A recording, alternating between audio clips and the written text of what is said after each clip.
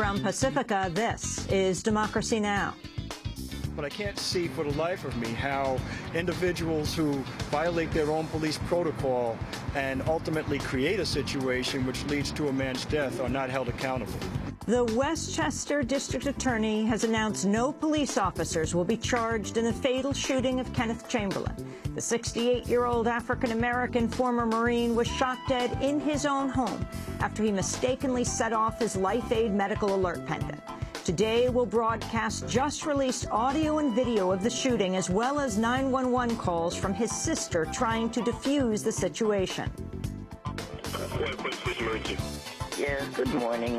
My name is Carol Matthews. I understand that the police are down at, with my brother, Kenny Chamberlain. Yes, ma'am. And I'm trying to get through to him. You know what? We're going to handle it on our end. Because I don't want him to shoot him, you know. No, it's not going to come to that. And then Pulitzer Prize-winning New Yorker journalist Steve Coll on his new book, Private Empire, ExxonMobil and American Power. All that and more coming up.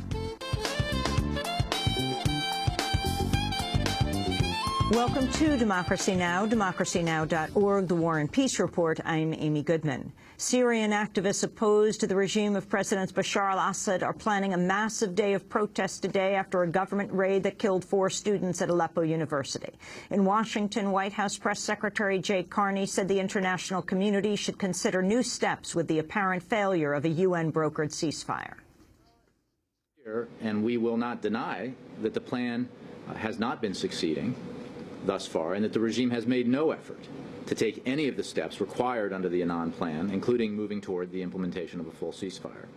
If the regime's intransigence continues, the international community is going to have to admit defeat and work to address the serious threat to peace and stability being perpetrated by the Assad regime. The Chinese activist Chen Guangcheng made a direct appeal to U.S. lawmakers Thursday in his bid for entry into the United States.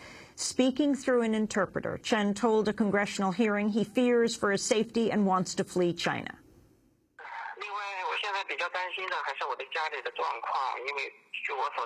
I really afraid of my other family members' life, and they have installed 7 video cameras and even with the electric fence.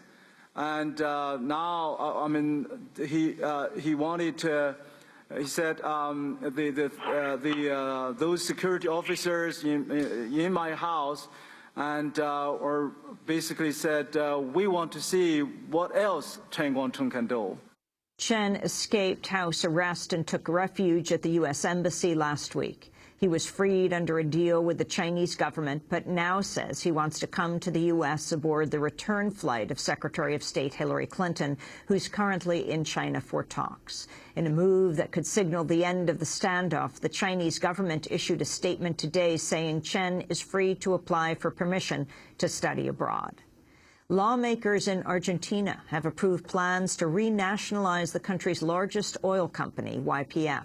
Argentine President Cristina Fernández de Kirchner announced a government takeover last month in a bid to reclaim sovereignty over Argentina's natural resources. The move has sparked an outcry from the firm's majority owner, Repsol, and the Spanish government. Kirchner is expected to sign the takeover into law in the coming days. World Press Freedom Day was observed across the globe Thursday, just as journalist killings were reported in Mexico and Somalia. 3 photojournalists were found murdered in the Mexican state of Veracruz just days after an investigative reporter there was found strangled in her home. The victims all covered crime-related stories and had reportedly fled the state at one point after receiving threats. The bodies of Guillermo Luna Varela, Gabriel Hugue, and Esteban Rodriguez bore signs of torture and mutilation when they were discovered inside plastic bags in a canal on Thursday. A 4th victim, who was the girlfriend of one of the journalists, was also found. Meanwhile, in Somalia, radio journalist Farhan Abdul was shot dead by 2 armed assailants. He was the 5th Somali journalist to be killed this year.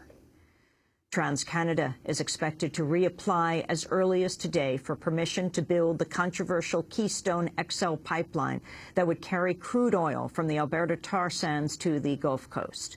The news comes just weeks after many Democrats joined with Republicans in the House of Representatives to pass a measure that would expedite the pipeline's approval. President Obama has sought to delay a decision on the pipeline until after the presidential election. The multi-billion-dollar project has faced mass protests from activists who say it would devastate the environment. A trial involving billions of dollars in damages related to BP's oil spill in the Gulf of Mexico has been delayed until January, despite a push from the federal government to begin the trial this summer. The delay means states devastated by the oil spill may need to wait longer for compensation from BP and other companies involved in the 2010 explosion of the Deepwater Horizon rig that sent nearly 5 million barrels of oil into the Gulf. BP had pressed for the trial's delay while it resolves a $7.8 billion settlement with victims of the historic disaster. A key Obama administration official has asked Congress to authorize increased government access to the cell phone records of U.S. citizens. Speaking at a conference in Washington, Deputy Assistant Attorney General Jason Weinstein urged lawmakers to pass a law that would make it easier for officials to obtain cell phone data in the early stages of investigations. The Supreme Court ruled earlier this year that warrants are needed to place GPS tracking devices on a suspect's vehicle, raising questions about whether court permission is needed for other forms of mobile spying. Democratic Congressmember Ed Markey, meanwhile, has asked the nation's largest cell phone carriers to provide information on how they've aided police surveillance. In a letter to 8 companies this week, Markey, the co-chair of the Congressional Bipartisan Privacy Caucus, said he's, quote, deeply concerned that routine police tracking of cell phone calls may violate the privacy rights of Americans. 5 environmental activists have been arrested after hanging a protest banner at Charlotte's Bank of America Stadium, where President Obama will close out the Democratic convention at the end of the summer. The 70-foot banner from the Rainforest Action Network displayed Bank of America's logo with the word America crossed out to read Bank of Coal. The Rainforest Action Network says it hung the banner to call attention to Bank of America's multi-billion-dollar ties to the coal industry and the Obama administration's links to major Wall Street firms. At least 115 undocumented immigrants face deportation in Texas after authorities found them forcibly held without food or water for days. The immigrants were abandoned inside 3 homes bound by padlocks and chains as well as bars on the window. Police were alerted to the scene after one captive immigrant called in for help. 2 suspects have been detained on charges of illegally harboring immigrants. In other immigration news, President Obama has renewed calls for congressional approval of the DREAM Act, which would grant children of undocumented immigrants a path to citizenship. Obama spoke on Thursday at the White House. No is not an option. I want to sign the DREAM Act into law. I've got the pens all ready. I'm willing to work with anybody who's serious to get this done and to achieve bipartisan, comprehensive immigration reform that solves this challenge once and for all.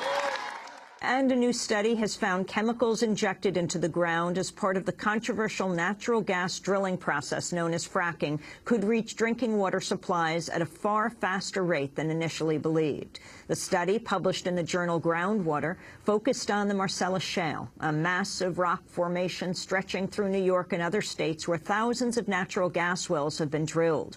While scientists previously thought the rock would contain so-called fracking fluid and its blend of dangerous chemicals, keeping it away from water supplies, researchers found the fracking process is making the rocks highly permeable. They concluded the chemicals could reach the surface in just a few years.